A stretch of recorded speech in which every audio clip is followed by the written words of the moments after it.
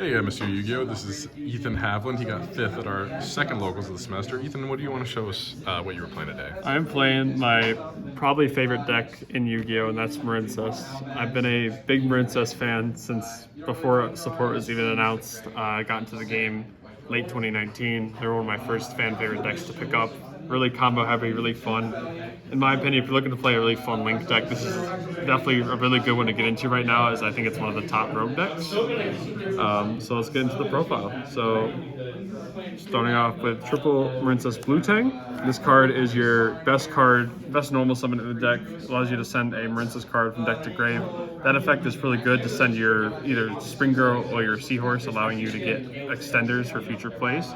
So when you link this one off, you can easily chain block, so you can add one of your Marincess cards from your graveyard and successfully chain block with this card by excavating 3. It's really good just for that effect alone. And if you get something off your excavate 3, it's even better.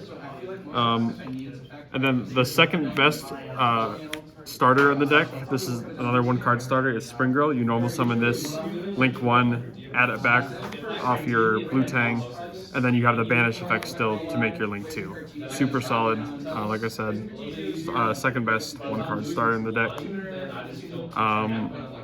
Seahorse, another 1-card starter. This deck just keeps coming with all the 1-card starters. This allows you to special summon to a zone a link monster points to. So what you do is you normal summon it, link off, use Blue Tang to add this back from grave, then special it using its effect.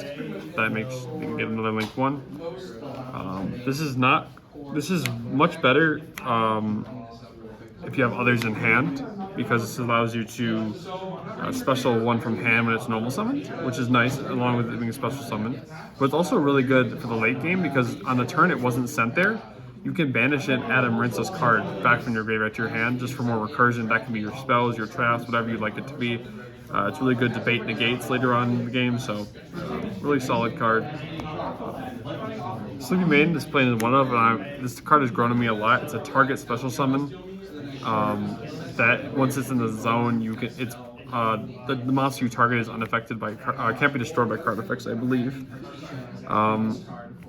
It's good because along with protection, it offers just another way to extend your plays. Then you can banish it from the graveyard actually and attach a material to a link monster, which is really good. So that way, even if Marincess Battle Ocean isn't on the field, you can still get 1 material on Aqua Argonaut to get a spell trap negate, which is really nice. Then we'll start with the hand traps. Ash, thank God it's coming back. This card was looking really grim for a while, just not really meta relevant. All of a sudden, hand traps are coming back, so this deck got a little more powerful. Can't go wrong with Ash. So many good ways to slow down a deck. Same with Veiler. I'm just a big fan of running 3 of this and 3 Imperm. I just think the more target negates, the better. Not really much explaining I need to do with that. Double Crow with tier elements and everything. This is just the card to run. Along with the Bestials, you can banish the target, fizzle out the effects. It's just the best way to use it. And then the 2 dive and the 1 battle ocean. I don't think you should run 3 dive because of the chance for you could easily brick with it if you don't have any Marincess monsters to use it with. And it's searchable, so you really don't need it more than like 2 times. And you can add it back from the grave, both of these cards. So like I said, this is a lot of recursion from the grave, not just monsters, so you can just keep adding these back if you really need to. Yeah, it's really solid. Let's see. And then we'll do triple Signet. I can't play a Cyber deck without a Signet mining. Yeah, if you just have a brick in your hand, just turn it into one of your 1-card starters. And the fact that you have a bunch of 1-card starters makes Signet. Pitching 1 is rough, but like I said, you don't really need 1 card. And then more consistent cards, Pot of Desires. Ooh, them Spanish desires. From Miles himself. Yeah, I got some Spanish Desires. Should always be running this card in a deck like this, any Link deck. The best deck to play Forbidden Droplet in the game, period, in my opinion, because you can send your Link materials for the cost of Droplet. You don't have to sacrifice resources on the field or hand if you don't want to. So free dropletting is insane, and they still count as monsters, so you can't respond with monsters. Like I said, you can easily hit their entire board with a Forbidden Droplet like this. Card that actually I drew a lot today. Should always be playing it. Called by the Grave. You're at risk of any hand trap or like dimensional shifter, you just want to have the chance to be able to play through. And if you get to play through, you're most likely winning the game. Bring Cold by back to 3. Bring Cold by back to 3. The battle space taking the game. Hot One Duster, you need some sort of spell trap removal, and this deck has a lot of ways to draw cards. Just having it is nice. Have you been liking Duster in the main? Yeah, just one. Okay.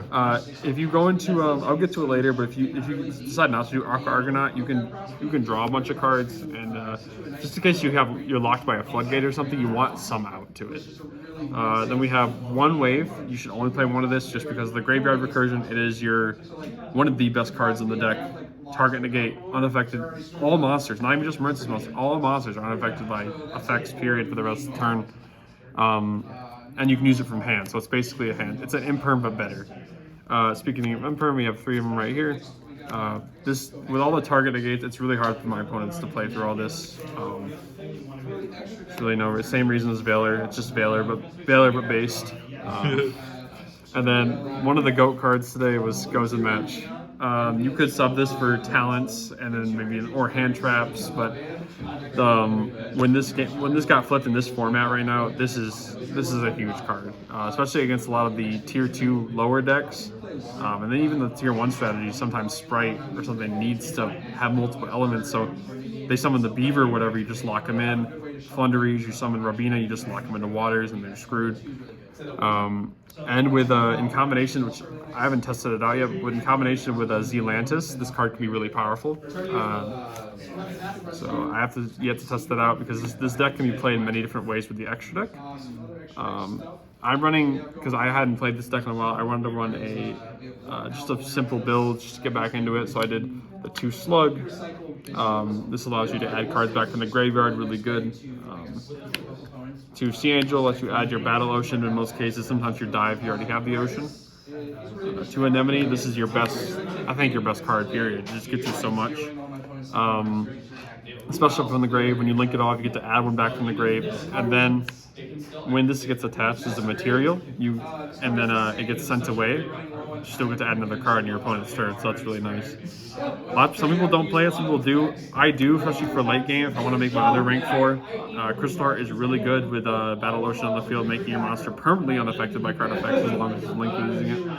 I really like it, especially later games.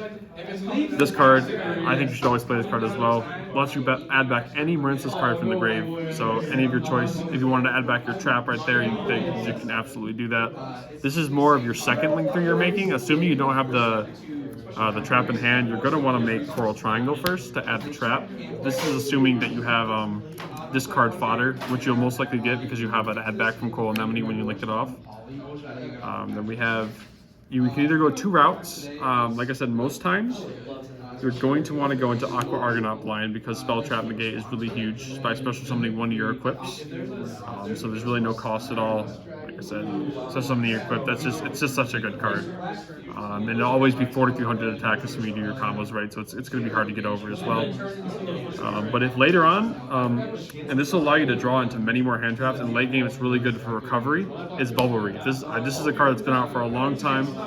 This card gets even more huge than Aqua Argonaut, becoming a so this can banish a card from your graveyard every standby phase and then draw an extra card, and then gains attack when a card's banished. So this can get to 52 on your opponent's turn immediately with a Battle Ocean on the field. And if you make it with Crystal Heart, like I said, later game, this could be a real menace to get over. Then we got Area of the Water Charmer. This is really good because there's a surprising amount of water in the circulation right now. Sprite has a couple of them. You have the Mirror is always nice. We have a Shark player here. We wasn't playing Sharks today, but Plunder Patrol has a couple of waters. There's a lot of them. Even Tearlament, although it's their extra deck monster, I believe Rukalos is a water, so you can later in the game maybe catch them off guard with it. This card, it's water plus a Cybers, you're gonna want to play it. There's nothing I can say about that. And then the last 2 for the extra deck, Bahamut and Toad. So when I say you have options from Marincess to do things for the extra deck, you could cut out the area, let's say, for a Stealth Kraken if you wanted to. Stealth Kraken is a really good late game to control the game. Just a constant pop. You could cut the Crystal Heart as well if you wanted to run an Abyss Dweller. Now, I knew we weren't going to have a lot of Telemans at club specifically, so I didn't really need to run the Abyss Dweller today.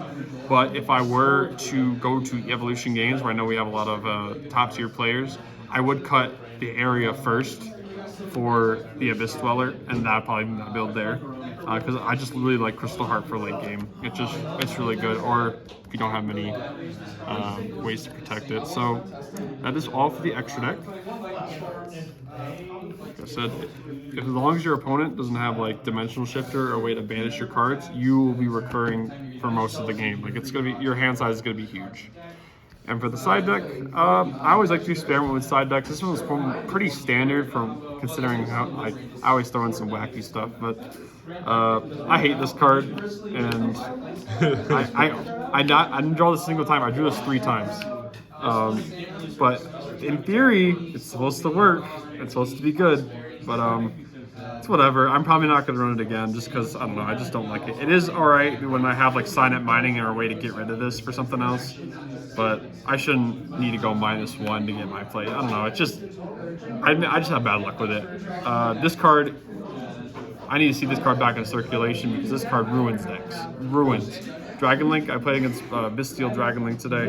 He searched off Chaos Space, and then I drolled him, and all of a sudden his turn was over, basically. After he searched off Chaos Space, his turn was over.